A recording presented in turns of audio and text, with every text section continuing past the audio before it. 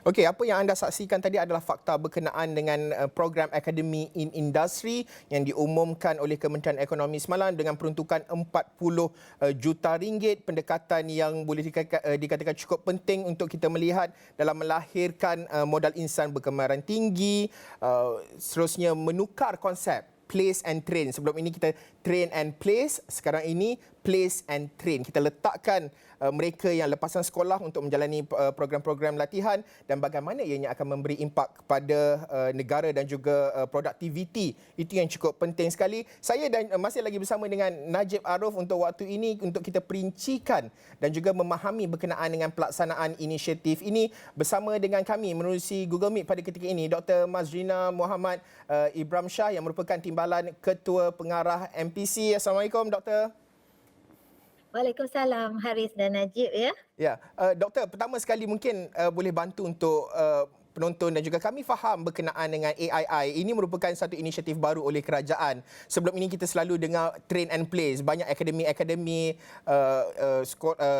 IKBN dan sebagainya, college yang memberi latihan. Tetapi kali ini latihannya itu agak berbeza konsep dilaksanakan. Bagaimana ianya sebenarnya akan memenuhi keperluan industri dan juga yang paling penting melahirkan modal insan yang berkemahiran tinggi, Doktor?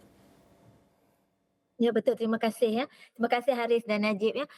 Memang betul ya, bila kita sebelum ni kita bercakap tentang train and place. Tapi bila kita adanya program Academy in Industry ni, ia merupakan train and place, place and train, iaitu di mana bekerja dahulu dan belajar sambil bekerja. So ini adalah merupakan satu inisiatif inovatif di antara semua kementerian, agensi-agensi kerajaan, industri sendiri dan juga akademia. Dan kita semua kementerian ni kita telah buat libat urus bersama dan ia merupakan industri demand driven.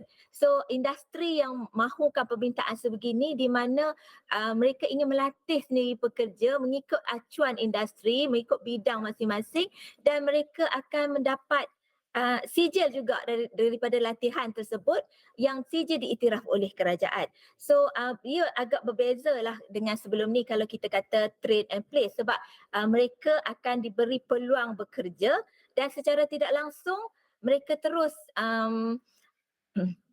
dapat dipersijilkan kepada SKM 2 dan juga SKM 3 mengikut bidang masing-masing. Dan ini sebenarnya untuk tujuan utama ya untuk meningkatkan kemahiran rakyat Malaysia moving toward daripada low skill kepada high skill. Dan bila ada kemahiran yang tinggi, mereka pendapatan akan menjadi lebih tinggi dan negara akan menjadi lebih produktif dan lebih berdaya saing. So inilah penting. So bila kita kata objektif utama Academy in Industry ni sebenarnya ia selari dengan ekonomi madani yang baru-baru ini diumumkan oleh PM. Pertama ialah untuk mengurangkan ketidakpadanan kemahiran yang diperlukan oleh industri. Yang keduanya ialah untuk mengurangkan kebergantungan industri kepada tenaga kerja asing yang berkemahiran dan yang ketiganya ialah memastikan gaji yang adil dan setimpal dengan kemahiran. Dan seterusnya ialah dia dapat juga meningkatkan pencapaian pendidikan rakyat Malaysia supaya Malaysia ni tetap berdaya saing dan Malaysia ni konsisten dapat supply tenaga pekerja yang mahir kepada industri. So secara tidak langsung nanti ia akan menarik minat pelabur-pelabur ke Malaysia lah kerana kita dapat membekalkan secara konsisten pekerja-pekerja yang mahir ini.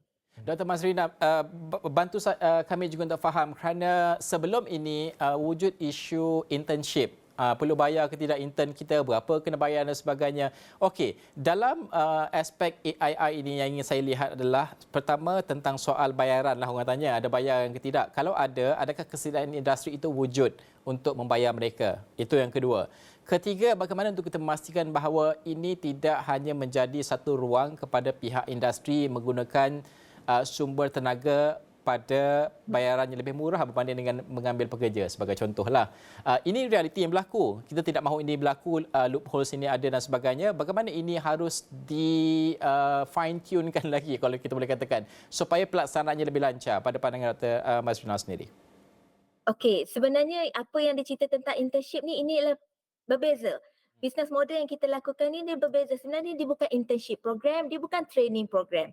Ia merupakan program sebenarnya mereka bekerja, mereka dah dapat peluang pekerjaan, mereka dah masuk bekerja di dalam industri dan secara tidak langsung mereka macam on job training. Mereka dapat peluang untuk dilatih semasa bekerja dan secara tidak langsung mereka dipersijilkan juga terus untuk dapat sijil SKM2 atau SKM3 dan mereka mendapat gaji yang lebih baik selepas itu. So bila mereka masuk dalam program Academy in Industry ni, mereka terus diambil bekerja sebenarnya. Dia bukan internship program, dia bukan latihan program.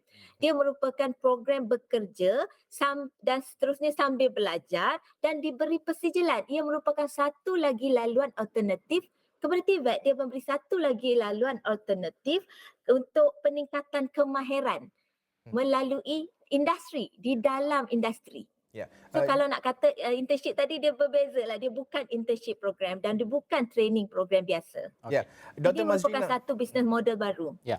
Ya, Dr. Mazrina, antara satu perkara concern lah yang selalu nak diambil tahu oleh mereka yang nak menyertai inisiatif ini dari segi pensijilannya. Adakah ianya mempunyai standard ataupun piawai tertentu yang diterima pakai oleh syarikat-syarikat lain dalam industri? Mungkin dia menjalani latihan ataupun mendapat pensijilan dari syarikat A, kemudian mungkin dalam tempoh 10 tahun dia berhasrat untuk pindah ke syarikat B. Adakah sijil yang dimiliki itu mempunyai standard yang diterima pakai dalam industri? Doktor. Okey. Sebenarnya saya faham soalan tu, terima kasih. Sebenarnya memang sijil tu ialah menepati standard dan piawai kerana sijil tu diberi oleh Jabatan Pembangunan Kemahiran iaitu SKM. Kita telah mentauliahkan syarikat, JPK akan mentauliahkan syarikat untuk memberi sijil kemahiran tersebut. Sijil kemahiran SKM2 ataupun SKM3 tersebut memang telah diiktiraf oleh kerajaan. Dia di bawah Kementerian Sumber Manusia. JPK ni di bawah Kementerian Sumber Manusia dan memang diiktiraf dan boleh dipakai di mana-mana saja. Kalau dia dah ada sijil SKM tersebut, dia pergi ke syarikat mana pun selepas itu diiktiraf sama dan gaji diberi mengikut kelayakan SKM tersebut. So dia tidak ada isu lah sebab ini memang sebelum ni memang kita dah ada program yang dinamakan SLDN iaitu Sistem Latihan Dual Nasional. Itu di bawah JPK lah. So itu yang ada SKM tu sebab ini adalah satu inovatif iaitu kita model baru yang kita bekerjasama dengan JPK untuk mengadakan program Academy in Industry SLDN menggunakan sijil SLDN tersebut lah, program SLDN tersebut. So sijil SKM itu memang diiktiraf oleh semualah sebab ia diiktiraf oleh kerajaan. So tak ada isu. Okey, baik Dr. Mazrina, sudah tentu kita ingin melihat inisiatif ini terus bergerak ke hadapan, memacu produktiviti industri dan melahirkan modal insan berkemahiran tinggi, gaji progresif juga kita harapkan menerusi inisiatif ini. Ya. Terima kasih sekali lagi Dr. Mazrina Muhammad Ibram Shah yang merupakan Timbalan Ketua Pengarah MPC.